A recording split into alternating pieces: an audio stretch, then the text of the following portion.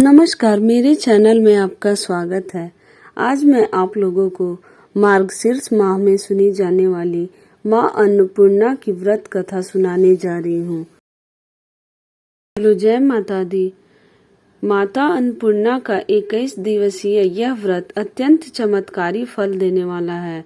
यह व्रत अगहन मार्गशीर्ष मास के शुक्ल पक्ष की प्रतिपदा से शुरू कर 21 दिनों तक किया जाता है।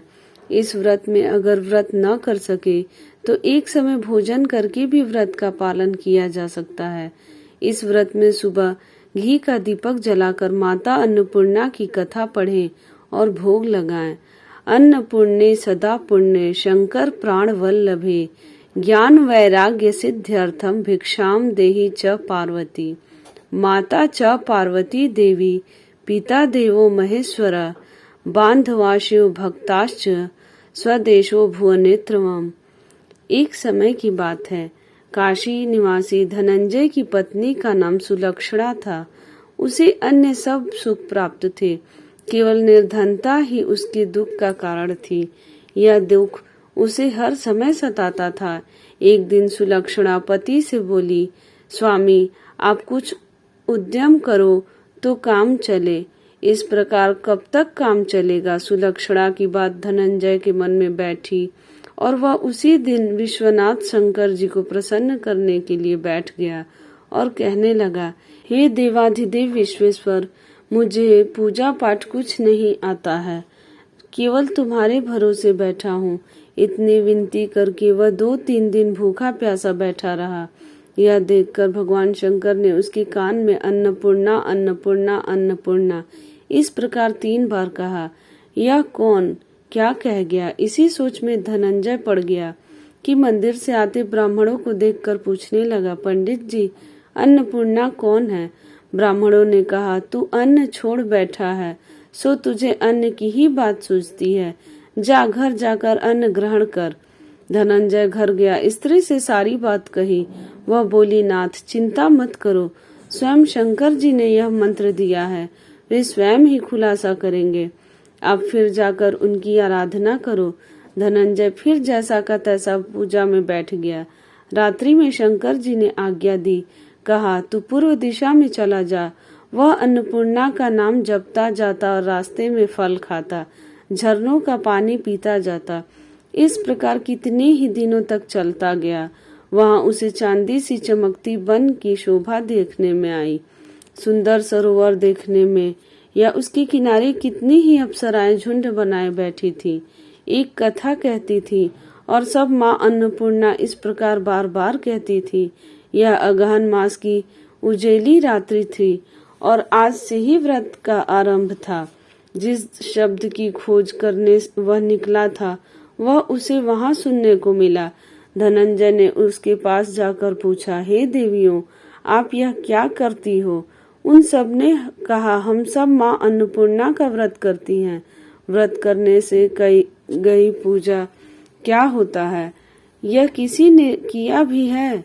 इसे कब किया जाए? कैसा व्रत है और इस व्रत की क्या विधि है? मुझसे भी कहो। वे कहने लगी, इस व्रत को सब कोई कर सकते हैं। 21 दिन तक के लिए 21 गांठ का सूत लेना चाहिए।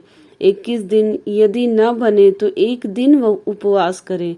यह भी न बने तो केवल कथा सुनकर प्रसाद ले। निराहार रहकर कथा कहें।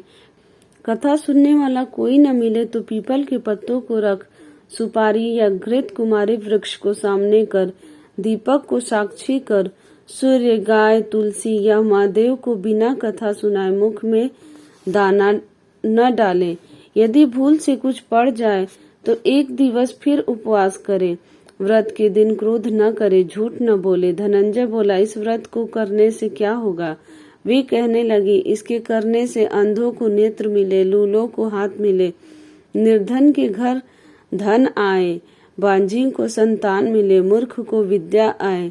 जो जिस कामना से व्रत करे माँ उसकी इच्छा पूरी करती है। वह कहने लगा, बहनों मेरे भी धन नहीं है, विद्या नहीं है, कुछ भी तो नहीं है। मैं तो दुखी या ब्राह्मण हूँ। मुझे इस व्रत का सूत दोगी? हाँ भाई, तेरा कल्याण हो, तुझे देंगी। ले इस व्रत का मंगल सूत्र ले। धनंजय ने व्रत किया, व्रत पूरा हुआ। तभी सरोवर में से 21 खंड की सुवर्ण सीढ़ी हीरा मोती जड़ी हुई प्रकट हुई। धनंजय जय अन्नपूर्णा अन्नपूर्णा कहता जाता था। इस प्रकार कितनी ही सीढ़ियां उतर गया तो क्या देखता है कि करोड़ों सूर्य से प्रकाशमान अन्नपूर्णा का मंदिर है। उसके सामने स्वर्ण सिंहासन पर माता अन्नपूर्णा विराजमान है। सामने भिक्षा हेतु शंकर भगवान खड़े हैं। देवगनाएं च्वंबर डुलाती हैं। कितनी ही हथियार बांधे पहरा देती हैं। धनंजय दौड़कर जगदम्बा के चरणों में गिर गया। देवी उसके मन का क्लेश जान गई। धनंजय कहने लगा, माता आप तो अंतर्यामिनी हैं, आपको आपकी अपनी दशा क्या बताऊं। माता बोली, मेरा व्रत किया है, जा संसार तेरा सत्कार करेगा।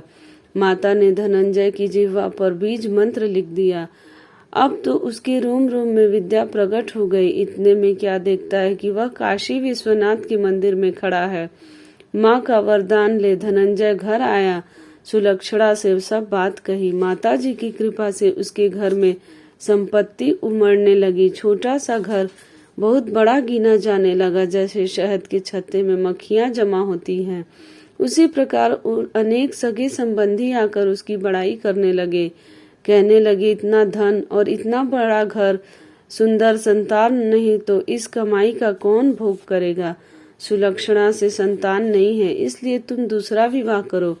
अनिच्छा होते हुए भी धनंजय को दूसरा विवाह करना पड़ा और सती सुलक्षणा को सौत का दुख उठाना पड़ा। इस प्रकार दिन बीतते गए। फिर अगहन मास आया। नए बंधन से बंधे पति से सुलक्षणा ने कहलाया कि हम व्रत के प्रभाव से सुखी हुए हैं, इस कारण यह व्रत छोड़ना नहीं चाहिए। यह माता जी का प्रताप है जो हम इतने संपन्न और सुखी हैं। सुलक्षणा की बात सुन धनंजय उसकी यहाँ आया और व्रत में बैठ गया। नई बहू को इस व्रत की खबर नहीं थी। वह धनंजय के आने की राह देख रही थी। दिन बीतते गए और व्रत पूर्ण होने में 3 दिवस बाकी थे कि नई बहू को खबर पड़ी। उसके मन में ईर्ष्या की ज्वाला दहक रही थी। सुलक्षणा के घर आ पहुंची और उसने वहां भगदड़ मचा दी। वह धनंजय को अपने साथ ले गई। नए घर में धनंजय को थोड़ी देर के लिए निद्रा ने दबाया।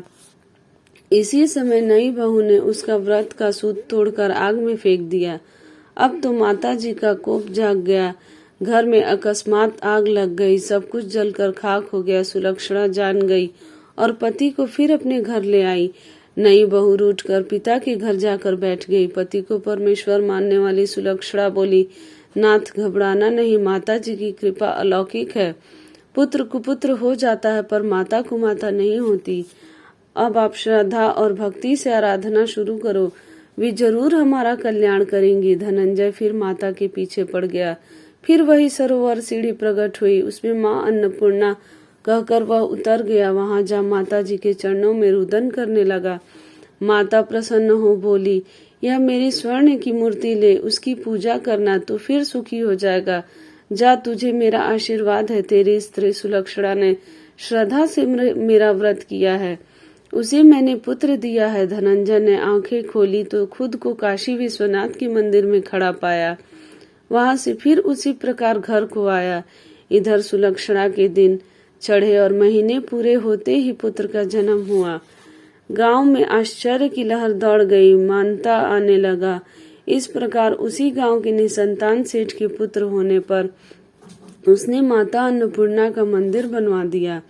उसमें माता जी धूमधाम से पधारी, यज्ञ किया और धनंजय को मंदिर के आचार्य का पद दे दिया।